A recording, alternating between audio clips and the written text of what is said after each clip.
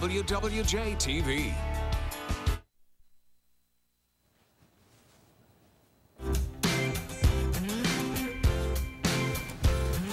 Cold Tuesday morning here in New York City. We'll be warming up a little bit later on this week, though. Yes, we will. Hi, everybody. I'm Maggie Rodriguez with Harry Smith. We are Miami bound for the Super Bowl, which is coming up this Sunday. This morning, we're counting down to the Super Bowl with something that I know you will enjoy. It's so much fun to look back at the Super Bowl commercials, especially when you narrow it down to just the best 10 of the last 10 years, which is what we're going to do this morning with Lara Spencer of The Insider, who's hosting a special.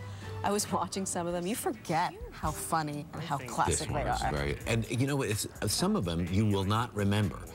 And you'll say, when was that? And it's so good. They're really, really funny.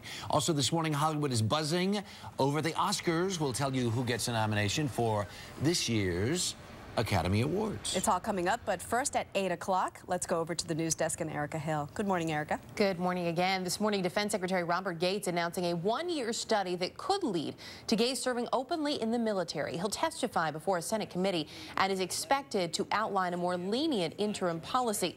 CBS News has learned third-party allegations will no longer be enough for a dismissal here. Nearly 11,000 troops have been dismissed since the so-called Don't Ask, Don't Tell policy went into effect in 1993. Parts to fix the gas pedal problems on Toyotas should begin arriving at dealers today. This morning, a Toyota executive denied electronic problems were involved here. He did acknowledge the perception that Toyota was slow to respond to the problem, but says finding a fix was their priority. And a trial beginning this morning near Paris over the cause of that deadly Concorde crash in July of 2000. 5 people were charged in the Air France disaster. CBS News correspondent Mark Phillips has more.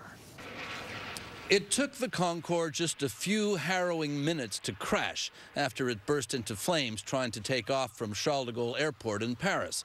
It's taken almost 10 years for the trial to begin of those who prosecutors believe are responsible.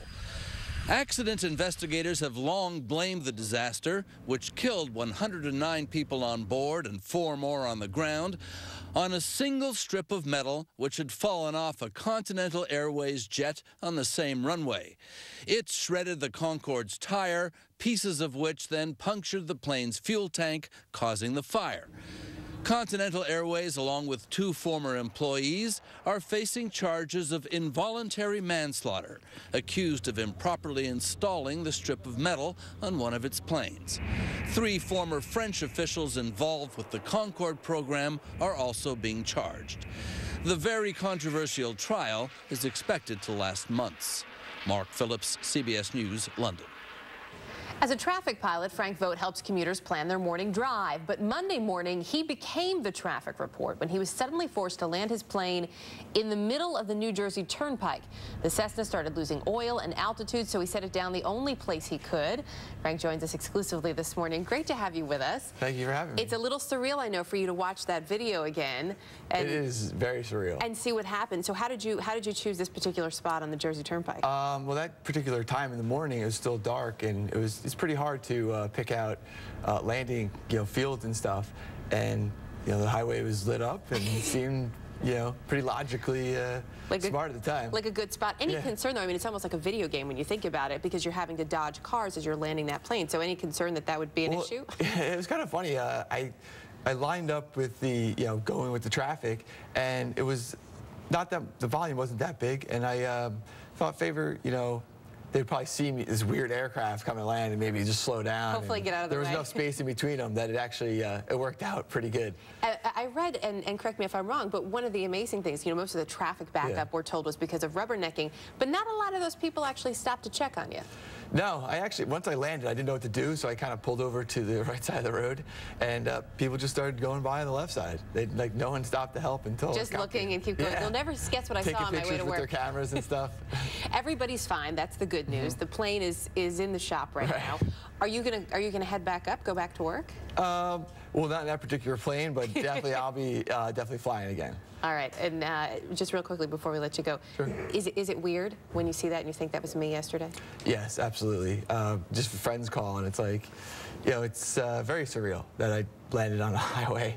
And did a great job, especially only being a pilot for a couple of years. Frank Vogt, good to have you here. Thank you. Thanks for having me. And now here's Dave with another check of the weather. All right, two key things there. Number one, he was able to line up with the center line, which WWJ-TV.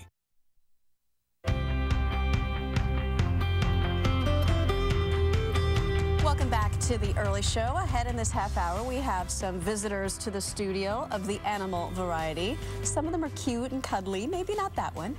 But they're all in trouble due to climate change. And you're going to see these animals from the San Diego Zoo and hear about their precarious situation ahead this morning. Show the porcupine again.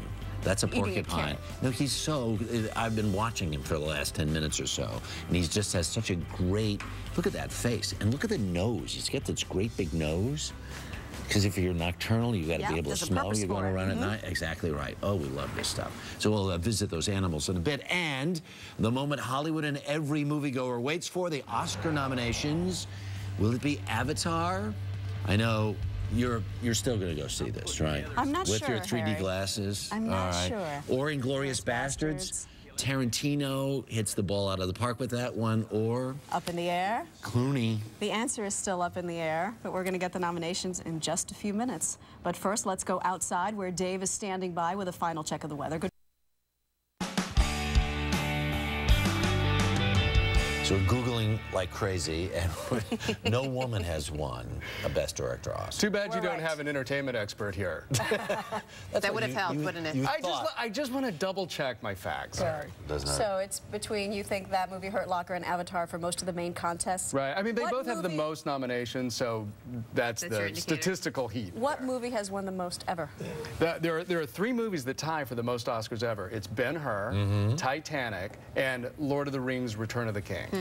But the most nominated movies with 14 each, All About Eve and Titanic, with 14 nominations. Jess, thanks so much. Have a great day, everybody. Your local news is next.